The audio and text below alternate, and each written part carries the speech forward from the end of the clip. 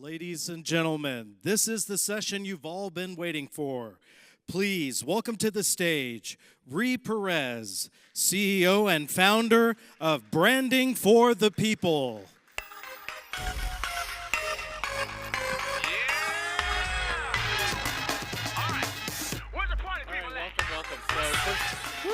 All right, I'm on. Welcome, everyone. First of all, I know there's a lot of different breakouts that you could be in, and you chose to be here, so you guys are my people. So give yourself a round of applause for coming here. I just want to give you a quick overview. I know many of you might have seen me on the main stage, and I kind of prepped what I'd like to teach today and go into more detail. But I want to just kind of give you a sense of what I'm promising to deliver in this session that might be distinct from other breakouts. I did say that I'm not really about a lot of fluff, so momentarily I'm going to go directly into content. The other thing too is, and having 25 years of branding experience, a lot of this stuff might be philosophical in nature. I'm not going to teach a lot about the philosophy. I'm going to be talking about real-world experience. So I like to teach using real-life case studies, not the Targets and the Coca-Colas and the big brands. I like to actually use some of our clients, some of the small business brands, so you can kind of see some of the behind the scenes on what we did to work to help transform their brand. And where you want to be listening from is what's going to make a difference for your business. I'm big on not using a lot of jargon. If I use a branding term, my promise to you is I'm going to define it in plain English so that you can understand a lot of these concepts. So the other thing too is rather than telling you about branding, I'm going to show you. And that's why I like to use a lot of case studies. And then finally, there's some breakouts you can go to where the main focus is selling you something. And my main focus and intention for today's breakout is to inspire you. And if it leads to you wanting to buy something, that's awesome. We have an opportunity to share with you towards the end, but I mostly want you to be inspired about what's possible in your brand and your branding. For me, it's not just about making things look pretty. That's like half the battle. But for me, branding is about transformation. And I know that's not something that people wake up in the middle of the night wanting a transformation. But when you start to see a lot of the things of uncover what we're really doing with businesses and what you can be doing with your business is to completely transform the trajectory of your business. You guys up for that? Yeah. Okay. I'm going to briefly tell you my story, an aspect of my story. But I remember I was sitting in front of the Global Human Resources Director's chair at one of the largest global branding firms. I was 30 at the time, and I was like, well, I'm pretty good at what I'm doing. I'm smart, I'm committed, I'm dedicated. And I was wondering, why was I keep getting passed up for a promotion? And I asked the global HR director, why? And she said, I didn't look like George Clooney. I'm just kidding, she didn't say that. She said I didn't have enough gray hair. I didn't have enough gray hair. And what she really meant was, I didn't look old enough.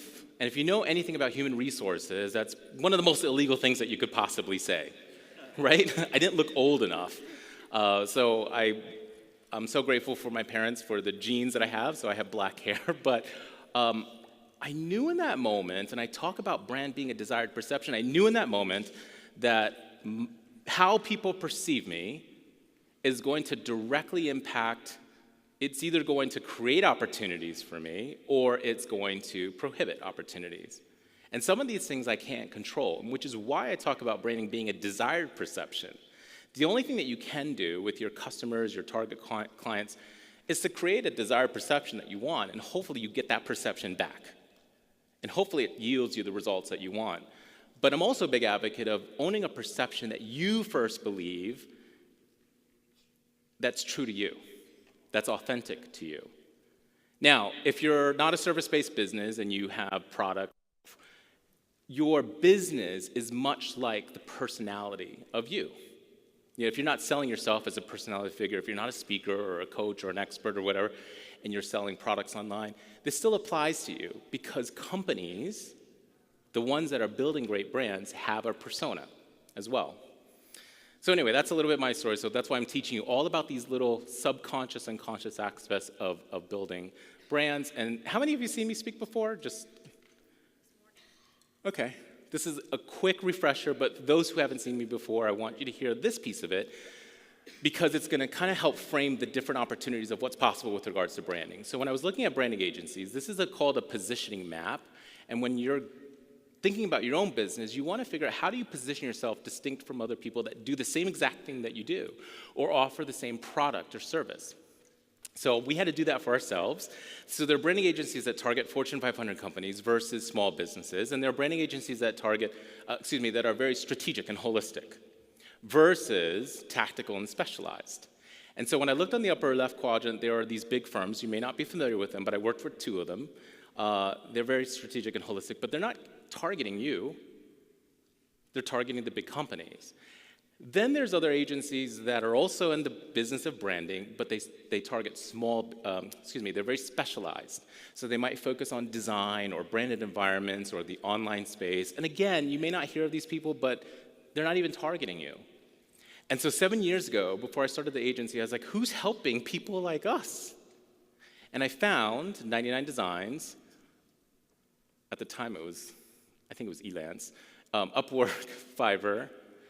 And interestingly enough, I know that there's some other people that are teaching branding that are speaking on branding. I found that business coaches, marketing coaches, graphic designers, web designers, social media experts, digital marketers are all teaching branding. Consider that is just a fraction or more specialized approach to branding. That's not a strategic and holistic approach to branding. Now, we need some of those people. Some of those people are here. So we need those people.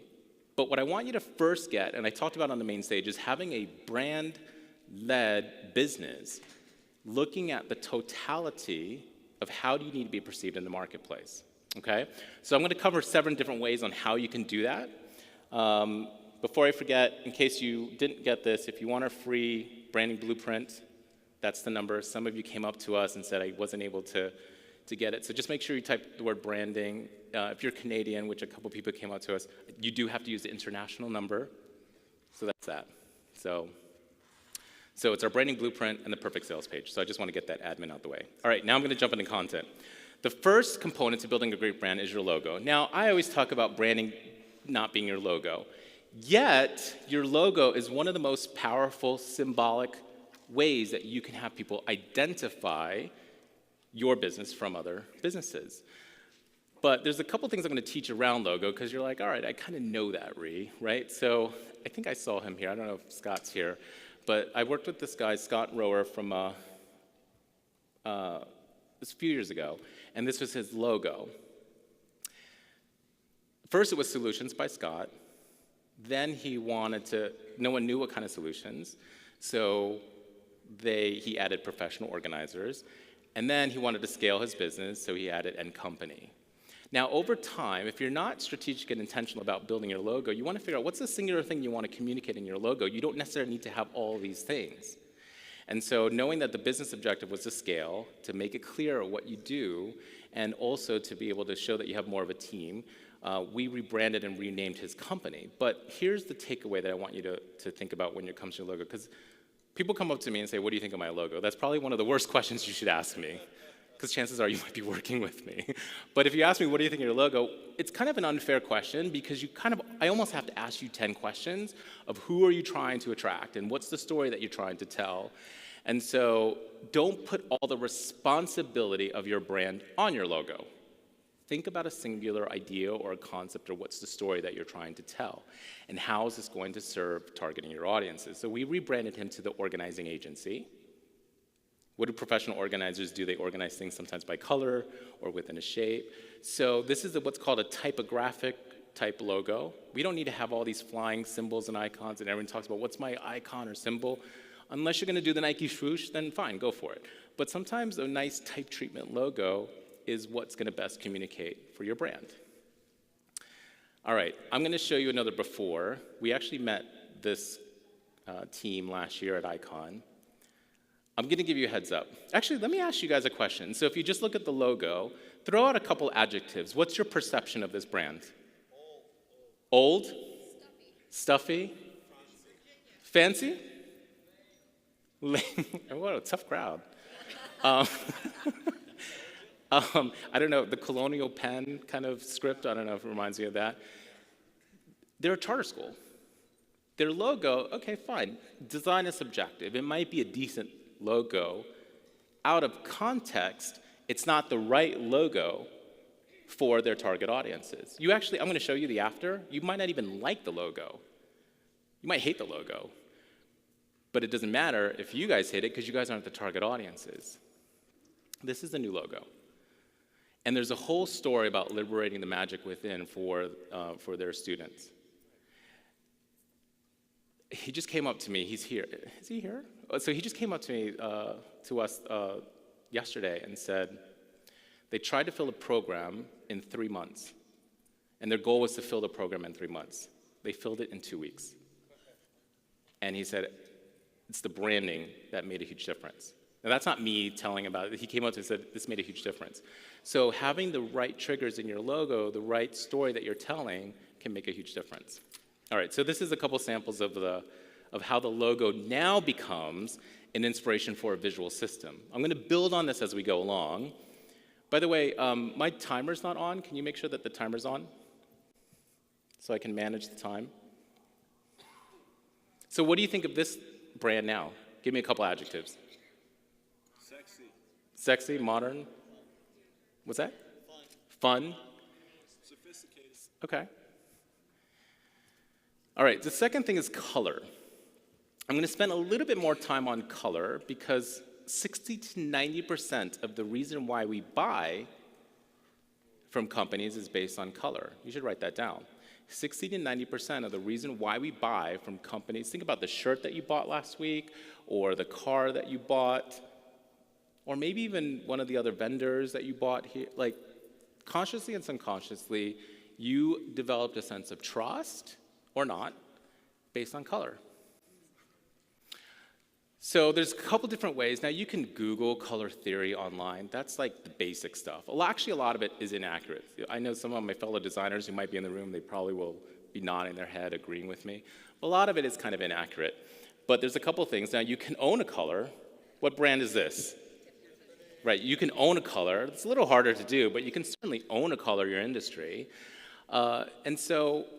Or you can own multiple colors. So this is the before of a UK consulting company. They're in the business of transformation they do HR culture change in the UK for Fortune 500 companies. Just, again, throw out a couple adjectives. What's your initial perception? Because I'm talking about perception. Give me a couple adjectives of how will you describe this company. Stiff, content heavy. Now, the colors aren't bad. They're decent colors. It got them to the 7-figure mark, but they wanted to compete against the McKinseys. Now, they could have went in the complete different direction and be like a McKinsey company and be a little stuffy, but they are doing something edgy and different and unique, and they're very human to their approach, and so we created a simple logo, but colors that are very vibrant. It's very interesting because I noticed on Facebook now, I think they're using some of these colors for all the posts that people are doing. But having a vibrancy of colors in their system. Now, there's two things I want to point out here when it comes to using color in your branding. One, so by the way, the story of the colors, there's like transformation going on within the colors. So that's telling the story of transformation, right? The other thing here is that you can also use colors as a backdrop to your logo. And you also want to see how well your logo looks on white. How your logo looks as a white logo. These are some technical design things, but a good logo can apply to different medium, particularly when you're posting on social media or a billboard ad. But if you pay attention, if you travel a lot and you're at the airports, you see a lot of brands, a lot of their logos are white because they're living on like a photography background, right, or a dark background. So just a couple things when it comes to color is that you can use color. You can own multiple colors in your system. You probably notice even our own branding, we use multiple colors. So don't get hung up on just owning one singular color. You guys with me? You guys still awake? All right. Now I want to give you a different aspect about how to use color. Sometimes you can use color as a strategy to segment your different verticals in your markets.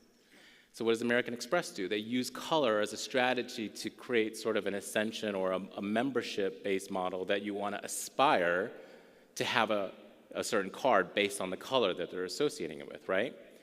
So you can use color as a strategy. Now, for those of you who've seen this presentation, you'll probably still get a kick out of this, but this is the before. Never in a million years did I think that I would brand a crime scene cleanup, hoarding cleanup, meth lab cleanup business. And I was like, all right, game on, let's do this. And so anyway, she's like, well, this is my logo. And I said, why are you using the color red? Why do you think she's using the color red? To remind people of the blood and the tragedy. And I was like, Laura, no one wants to see that. In fact, I actually sanitized the images for you so that you can't see the blood and the brains and the guts. And she used to show all that stuff. And I was like, no one wants to see that. Laura, her name is Laura Spalding. And she said, yeah, they do. People have a voyeuristic mentality. And I said, yes, but do these people pay you money? Where do you think she makes her money from? Insurance companies, apartment complexes. So she was building what's called a B2C brand, appealing to people who have a voyeuristic mentality to look at blood and guts. But these people are never going to buy from her. She needed to build a B2B brand. So she's like, all right, let's do this. And I said, rather than reminding people of the tragedy, why don't you create peace of mind and comfort for if and when a tragedy should happen, much like an insurance company? What kind of colors do you think are more calming and relaxing? So we used blue. You could probably see the S in her logo. We got a little inspiration from Allstate. We looked at the two hands coming together to represent restoring peace of mind, which is her brand idea. Then we needed to reconcile, again, using color as a strategy to segment her different verticals. Crime scene cleanup was blue. Hoarding cleanup is green, which is kind of in like the recycle kind of industry. And then meth lab cleanup, I don't know, we picked orange because orange was the color that would go with the other ones.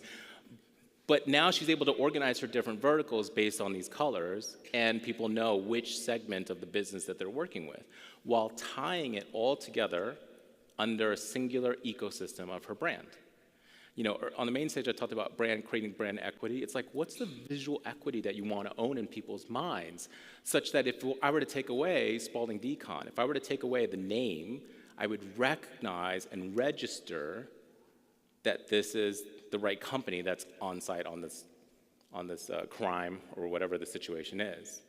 So again, we're about helping you own a visual identity or a visual equity. So think about that for your own logo. If you took away your company name or your messaging, will people remember you? What do you think the number one thing is when it comes to branding? Memorability. If people forget you, all that marketing that you're doing and creating awareness will only go so far because people won't remember you. So anyway, back to the color conversations, owning a color, picking the right color for your target audiences, and then using color to help distinguish or segment your different business verticals. Okay, the third thing is font. This is actually one of the things that's kind of overlooked. And how many of you like Comic Sans? Okay, good, you're good. What, a couple people? Comic Sans, you should stay away from it, far away from it. And if a brander ever tells you you should use Comic Sans for your branding, you should run in the other direction. Fonts have a personality just like everything else. It might be subconscious, or it might be conscious, but there are certain triggers in your brain, and people who create fonts, they know this, right? Just looking at the font, not her picture or not any of the other things, give me a couple adjectives. How would you describe her brand just based on the font in her logo?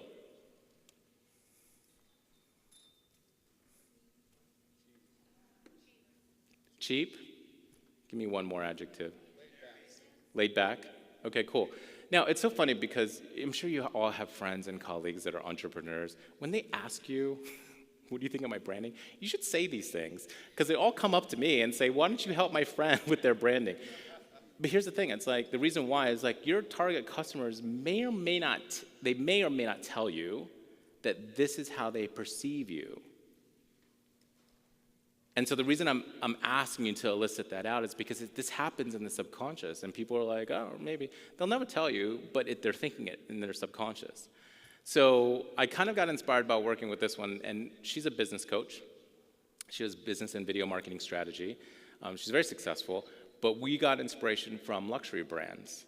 So what do you how would you describe her brand based on just these fonts? This is actually contemporary. This is one of the most popular fonts in high fashion. James Bond. Picking a luxury, that's a good one, picking a luxury font. Now here's the deal. If you're in a certain type of business, if you're targeting young kids or whoever you're targeting, luxury may not be the right font for you. But there's thousands of fonts that you can choose from. Don't overlook the power of fonts to convey a personality. Now, we obviously took a more editorial approach, and how can you use fonts in your visual system? So if you pick a good font, you can use that on top of your photography. You can use that in your sub-brand. So she had an event called Momentum. We use the same font. So again, you want to create consistency. And by the way, I didn't mention this before, and hopefully you're going to pick up on this, is that all these things that I'm teaching you, they're building on one another, and you want to be consistent. You can't have a luxury font and then have some homemade photograph, right? You want to make sure that it's consistent. So she obviously looks a certain way to kind of fit that brand. This is a direct mail piece for her event. And the reason I show this, again, we're using the font, but again, it goes on top of a photography. And if you got that in the mail, wouldn't you be more inclined to open that compared to something else that was just done at Staples? Maybe, yes? You guys still with me? All right. Okay. Listen Up Espanol.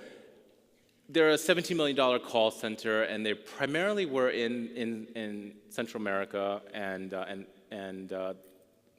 basically, they needed to expand their business. This font might be a decent font, but just a couple adjectives. How would you describe this font? High-tech. Old? Okay. So they wanted to get to 50 million. Now, I don't know the different types of businesses that are here, and maybe when we'll talk together, but if you're trying to look like a Fortune 500 or an Inc. 500, or if you're trying to get to that next level in your market, you have to show up as the part. Now, this is also a naming issue because because they have Espanol in their name, they immediately think that they just do Spanish call centers. So they have branched out into North America, and just fonts alone, first two things. We changed our company name to Listen Trust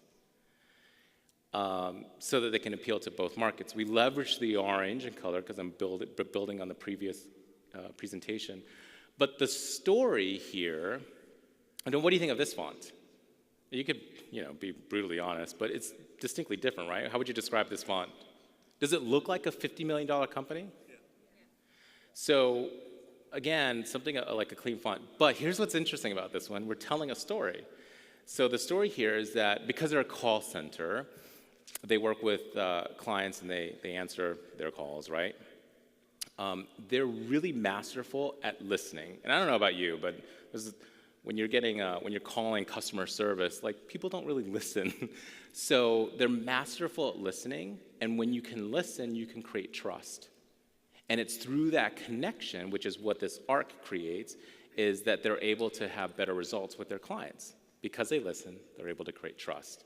So that's a storyteller, and this now actually has opened up a lot of doors for them, being able to go not just to a small business, but to a Fortune 500 company, just through the story being told in the logo and with these fonts. Does this make sense? Okay. Pixelated logo because it was 20 years old. Sage Event Management. This is one of my favorite ones, one of the earlier ones, and I want to teach you with regard. I'm still on the topic of font. Couple adjectives. How would you describe this brand based on the font alone? Well, besides that, it's poor resolution. We kind of get it because it's a look. What's that? Established. Okay, that's a good attribute. Anything else? What about back here? I'm going to start walking up to you guys. I know you're back there. What's that? It looks like a piece of sage. Okay, but is there an adjective or description that you would use? Old. Okay. Weak. Okay. She's built a very successful seven-figure event consulting business. with this, thank God, right? She's got her to the next level. But she needed to expand because there were other event planners or event consultants coming into the space, capturing market share with better branding. Now, I like this when it comes to font because if you know, her name is Barry Baumgartner. If you know her, she's a very classy woman. She loves Ferragamo. Who doesn't? But we got inspiration from that, and we used a very simple logo using this font. But the story here is because there's very personalized type of branding where, yes, it's event consulting, and yes, she works with people to do events like this, right? But it's a very personalized approach. So we use like this hand script font. Now we brought in different colors, and we also, if you think about event planners, I don't know, there might be some other speakers in the room, but having a great event planner behind you really helps to empower you to be able to do your best job. So we brought in this idea of powered by Sage. And this helped to differentiate, or not even just from, because there's so many Sage companies with the word Sage in it, but bringing in this powered by Sage not only helped to transform her business, but also helped her compete. And again, I'm using this font as an example just because, like, for you, yeah, I guess you could get Helvetica font, or maybe your font requires something that has more personality, that has more style, right? Okay, the fourth one is imagery. Now, under this bucket, you want to write down things like the imagery on your videos, the imagery of your photos, illustrations, graphic elements. Now, if you're not a designer, I get that this may be like, okay, this isn't my bailiwick, right? But I want to give you at least a couple tips that you might be able to do, or at least direct your designer or your team on what to do. So this is, he's a very successful. He's one of the top 1% in the MLM industry sales trainers. His name is Jeremy Miner, and he wanted to create a business called 7-Figure Sales Training. Now, I don't know about you, but I'm not going to hire someone to teach me how to do 7-figure sales if he looks like that, just based on the imagery alone. He's successful. Now, we could have went in a completely different direction and do the whole Wolf of Wall Street and rent out some Lamborghini and have him be on a yacht. Well, that would be completely inauthentic. He's doing quite well for himself, but we didn't want to go over the edge. I don't know if you've seen these things on Facebook where everyone's like renting out these fancy houses and cars and trying to make themselves bigger than they are. But we wanted to demonstrate trust by using imagery, right? And so we changed his company's called 7-Figure Sales Training. We did create a logo, but pay attention to the visuals. Now, of course, get a professional photographer there's two things that you might be noticing here. What's that? Is that his dad? No, that's him. So he looks successful, but he looks approachable, would you say? He doesn't look approachable? All right. What's happening on my screen? Okay, we'll revisit that one. Listen, you can't, in any audience, you can't please everyone. There's always going to be someone that's not going to like it. But the thing, he might not be the target audience, he might not be the target, I don't know. But here's the other thing with regards to imagery, is that sometimes you don't have to use such literal photography. You can get more creative and more conceptual or more abstract with your photography or your imagery. I used to always hate it when I worked in corporate. They would talk about team building. What kind of image do you think they would show? A bunch of people doing high fives, right? Or they would show making money and they show a piggy bank. I'm like, literal, like, I don't know. I'm not the target audience for that type of imagery. I'm obviously a stand for like good, clean design. But you can use imagery to help draw attention. How many of you guys like the ad that we did for our breakout? I don't know if you've seen this ad. Well, we got a little bit creative with that, right? To get people's attention. Now, you might be noticing also what I'm teaching here in terms of imagery is you can add filters to your images. Now, just because you're going to get stock photography doesn't mean you have to download the same photos that 2 million other people have downloaded. So try to get more interesting with the photos. Maybe consider adding a filter to your imagery. Obviously, this goes down to your visual system, your colors, right? Okay, the fifth one is voice. This might be a little bit more abstract, but I'll do my best to kind of explain voice. Voice is it's like personality. Personality sells. You either love someone or you hate someone. I don't know if you remember my chart from earlier today, But if you think about personality brands or figures or even companies, they have a strong voice. The same way United has the voice to their brand, then Delta, then Southwest, or even JetBlue. They all have a personality that's informing their branding. So we also met Courtney. I don't know if she's here, but this is Progressive Surgical Solutions. And by the way, if you're listening, I'm showing these examples because, like, give me any industry, like whatever industry you're in, I bet you I can transform it.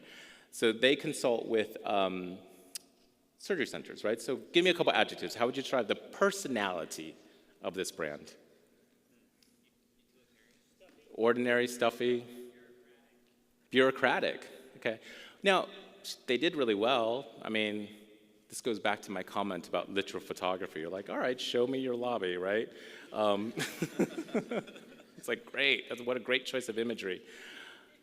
If you meet them, and I know that they're here, they're an amazing team, and they do really well. We changed their logo, their colors, and I'll show you their website shortly, but bringing in a personality that's informed into their logo and into their colors. Still professional, but with personality. So their whole thing is empowering surgery centers since 2000. Any adjectives for this one now?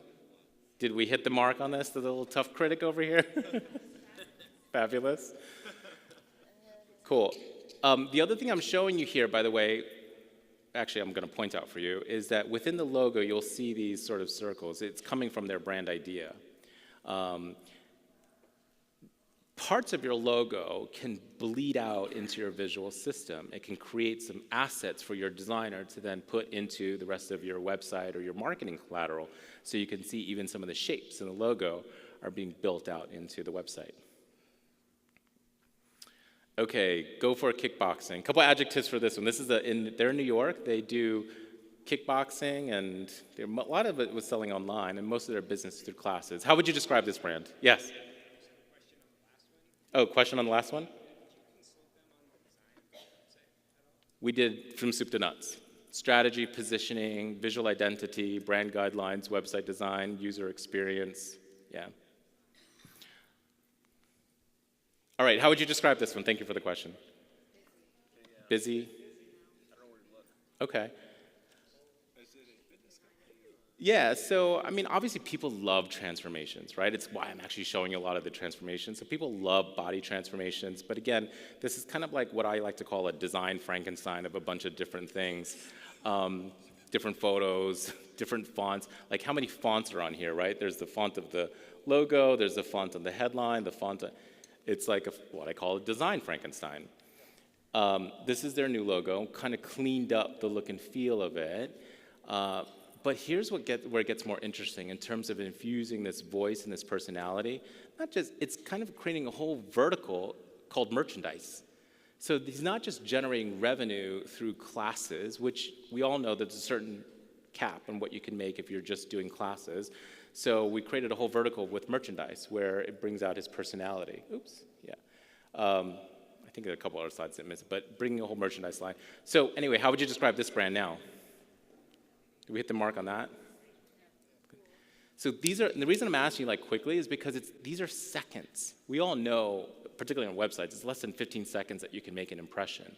So you could say we're kind of in the first impression business, but all the stuff that's going to make that first impression is all the strategy, knowing who you're targeting and who you're going to appeal to, and what you need to say and what colors and what fonts are going to get that immediate perception within 15 seconds or less. All right, sixth one is design. Obviously, I'm very passionate about this one. But this is a little bit more about design, layout, information hierarchy, putting things in a way that's readily easy and accessible for people to understand. Are there a lot of speakers in this room, other presenters, people who speak on stage? Like, with your presentations, when you're doing your presentations, don't fill up your presentations with too much information. If you've noticed, I'm kind of also practicing and modeling what I teach, is sometimes less is more. You should write that down. Sometimes less is more, because you don't have to communicate every single thing, because our brains are processing many different things. Focus on a singular thought that you want people to to focus in on. So design is obviously a big competitive advantage. In fact, Fast Inc. just wrote an article on it.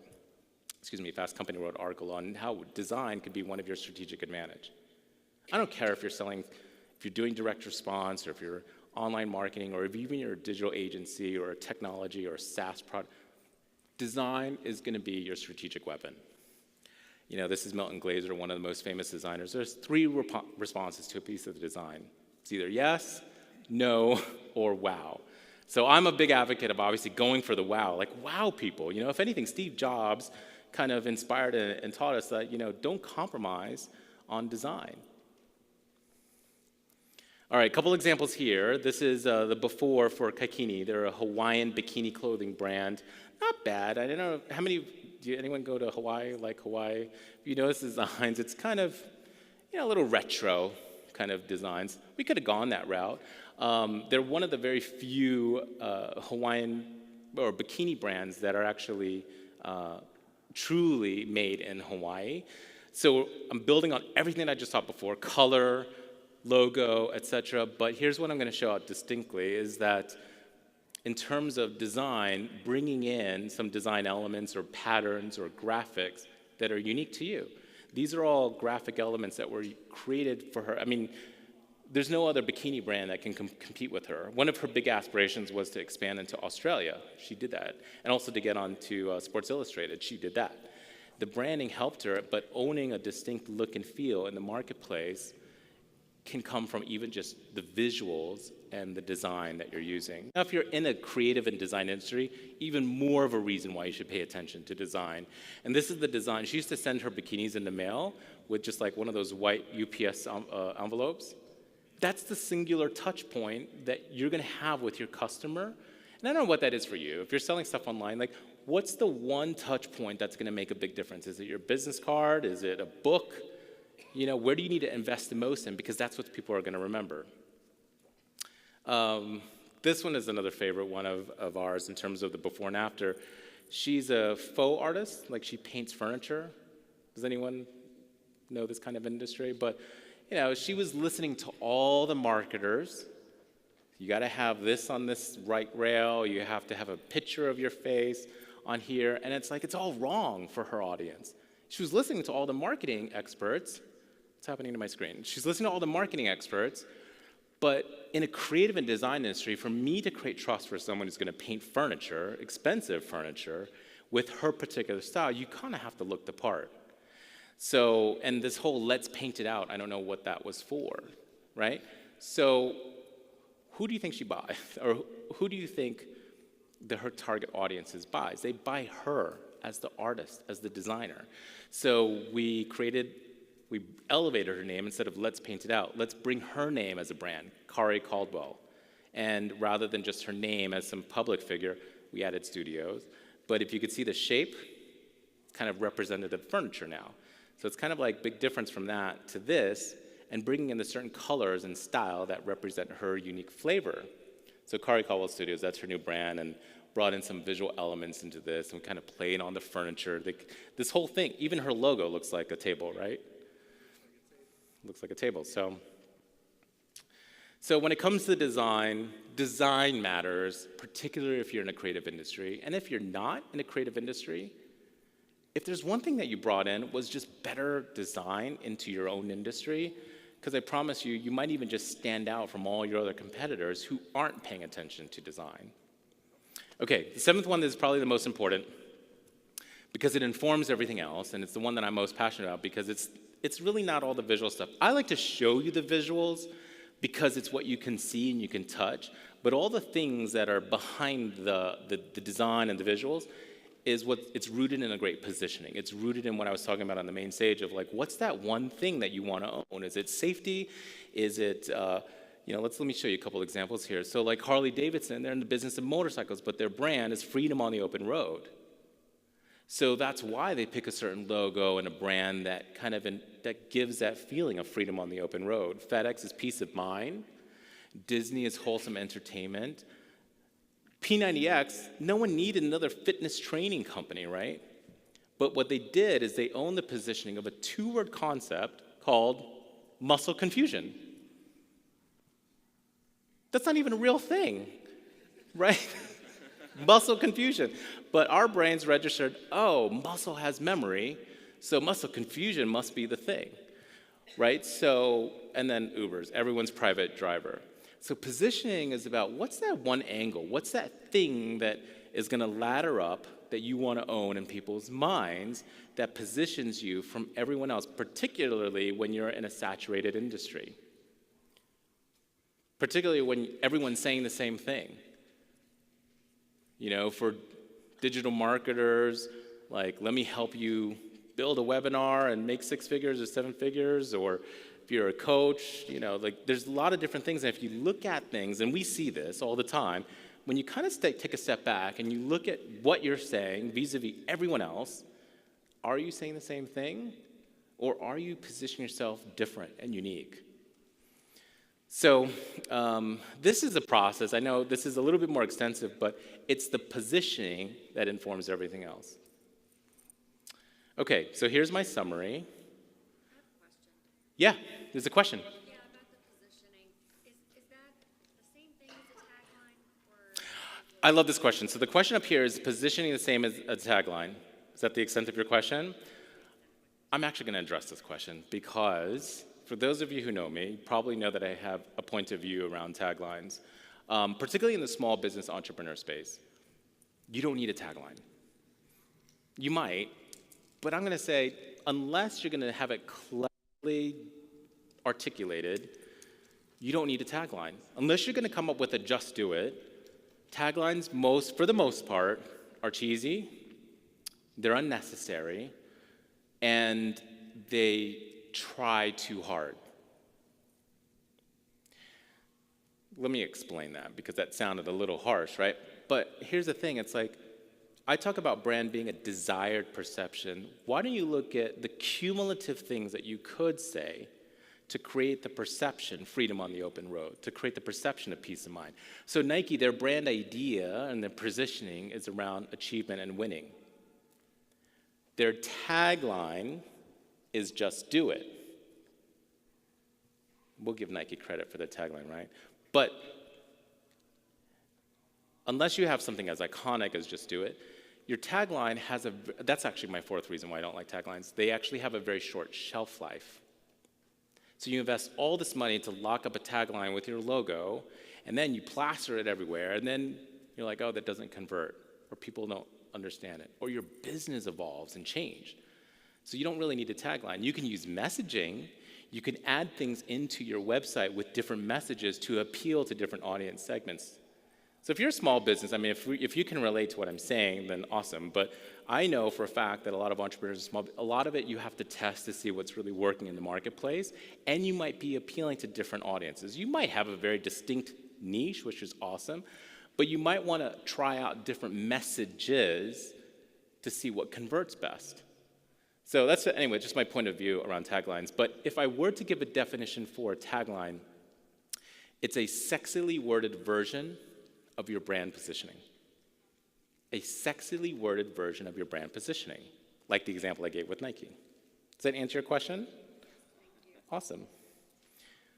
Is it a quick question? Yeah. Yes, sir. What do you think about like McDonald's or something like that, who changes it every 5 or 6 years? Well, that's interesting because I actually was working at one of the branding firms when McDonald's was going through, I'm sorry, the question for everyone else who didn't hear it is, what do I think about the McDonald's tagline that changes it often, right? Well, what's it? I'm loving it, right? When they went through a whole rebrand, they actually, who do you think they hired to go through? They got all their advertising agencies to come out and figure out their brand. And I was like, that's mistake number one. You got a bunch of advertising agencies to help you with your brand when you could have hired a branding agency. And I talk about brand being a desired perception. By definition, advertising is trained to get your attention right now. Whereas branding is about creating a perception over time. And so, in my opinion, they actually picked the wrong resources to help come up with their I'm loving it. Now, is it working? They're making it work. But that's actually one of the cardinal sins when it comes to branding is like telling the customer how they should feel. I'm loving it, right? Anyway, it's a little technical. I'm a branding geek when it comes to this. But you know, they have to spend a lot of money in their marketing and changing taglines in order for it to make it work, is my point. Okay. Any other quick questions? I might have time for 1 or 2 questions on this. Yes, sir. I saw one recently, and I was actually talking to a friend of mine. He told me he works at the agency where they came up with it, but it was a latte. I'm sorry, you might have to go to the mic. So, and you have to be laser quick, because I just got to manage the time here. So I had seen some. It was a tagline for. It was like an latte, like a frappuccino cream thing that you Okay. put in your coffee, and their tagline was, "We like the way you party," or something like that. Have you guys seen this? It's on Hulu, I know. Okay. I've seen it. We like the way you party. Yeah, and I didn't understand the connection. So anyway, that was just one of the examples. So it was like. Oh, okay. Was there a question? Well, I guess I was just curious what your thoughts were on that, or if you had seen it, or if it was something you had said on it. Oh, that's exactly why I hate taglines. I mean, kind of reinforcing my point. Sometimes you don't need taglines.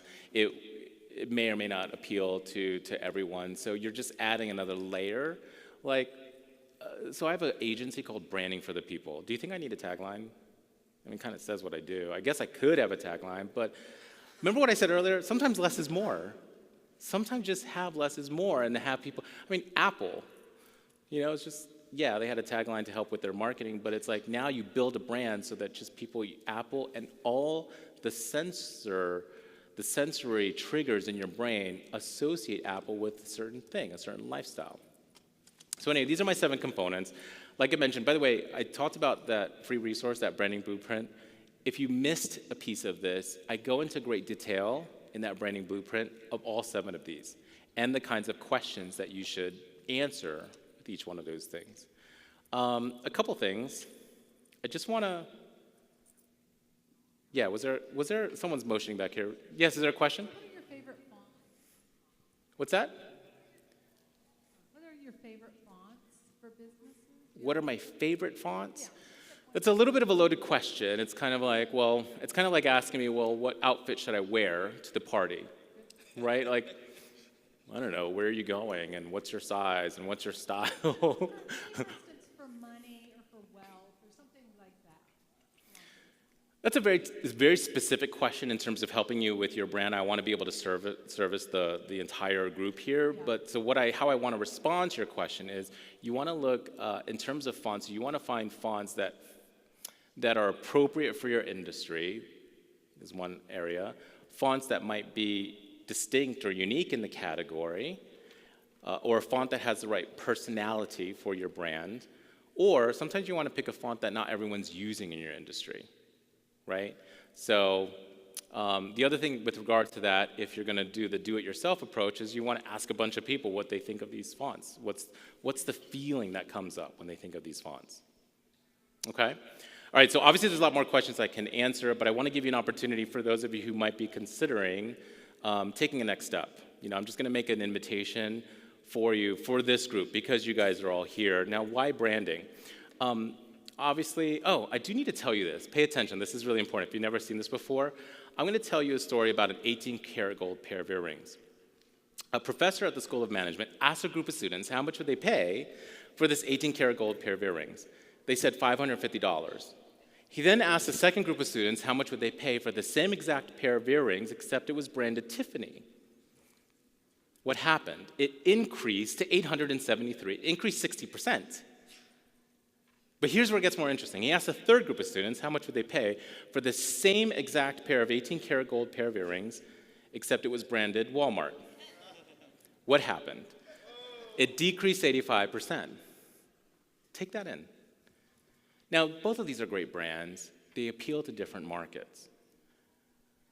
If you're wondering how to increase your pricing or justify the pricing that you do have, focus on your branding. So why branding? It has a direct correlation to how much money people are willing to pay for your products, your services, your programs, okay? But the other reason in terms of why branding, I go back to the story that I told you, is I know a thing or two about perception. I know that even as a small business and entrepreneur, I deal with perception all the time. I'm not your typical speaker that's up here talking about branding. I don't look like your typical speaker. I'm being who I am. And I believe that if you just are who you are and you're authentic to who you are and it's true to you, and that it's not something that you're just trying to be something, that you just own who you are, and who gives a F about if people love you or not. The people who love you will love you and they'll be raving fans. And the people who hate you, you can't help it. I focus on the people that are my raving fans. I have a lot of my clients and a lot of my raving fans that are here. I can only control what I can control, and you should too, is just focus on the people who are going to absolutely love what you do, but pay attention to the perception, consciously and subconsciously, that you're giving. That's why I do what I do, is because I know that even if it's a 1-degree shift in how people perceive you, it can make a massive difference and take you to a different destination in your business. So, listen, I'm just going to give you a couple different options. Some of you might be starting out with your business, some of you might be expanding in your business, and some of you might be a bit more established. So I have a couple different options depending on where you're at. This is not a run to the back of the room, it's an invitation. And this is my style.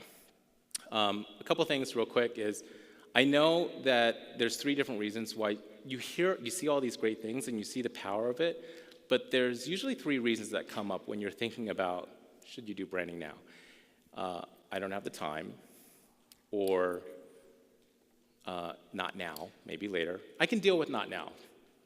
Might not be the right time.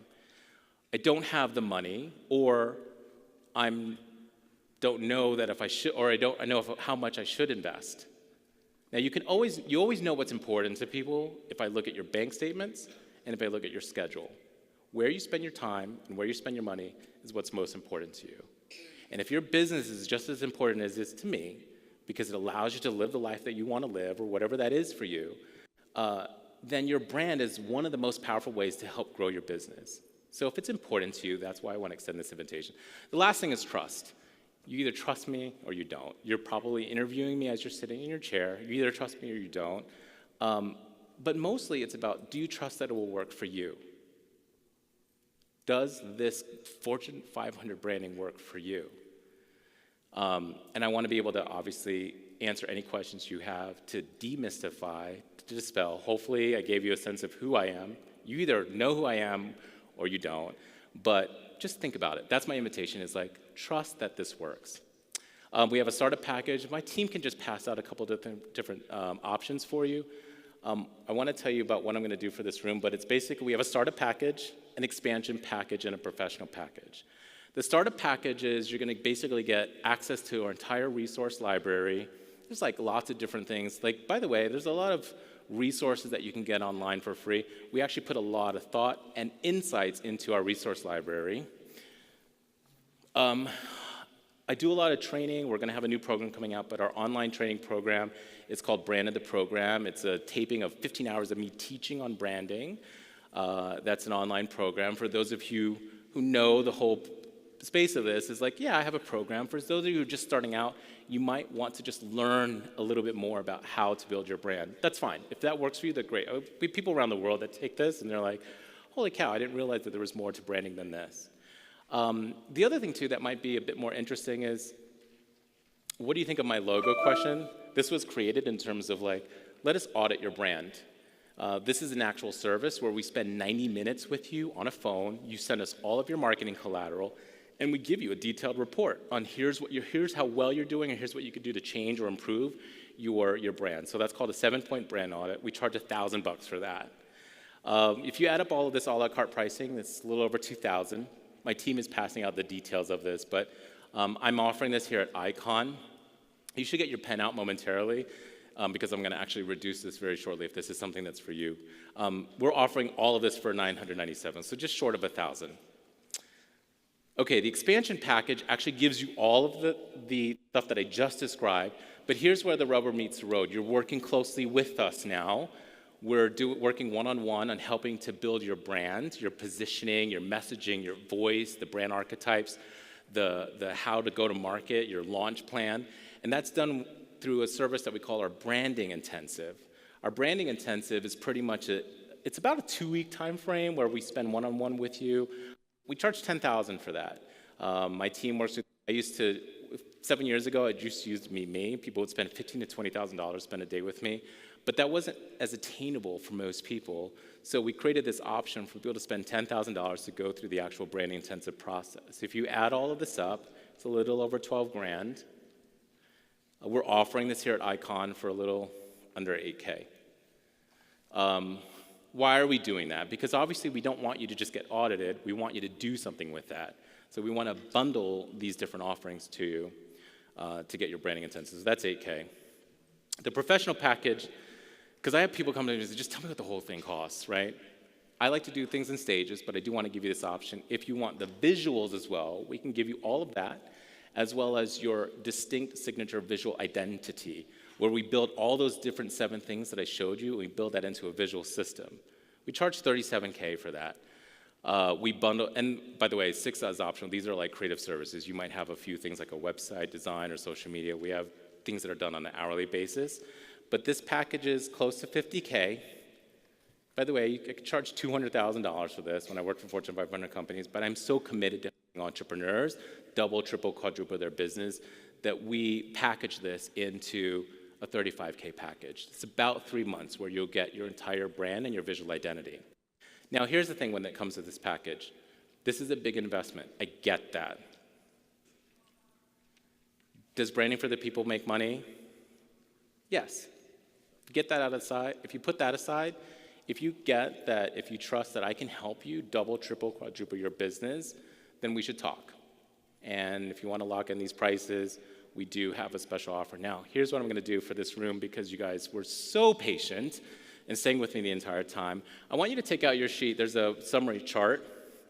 If you're interested in a startup package, for everyone in the room, if you're interested in this, if you make a decision, if you're like a hell yes in this room, I'm actually going to take that down to $597. So take your pen out and cross out $997 and turn it into $597. I'm trying to make this simple and easy for you to be able to say yes or no. We have a complete money-back guarantee for this, so if you're not happy with it, then just ask for your refund. For the expansion package, you are working with us.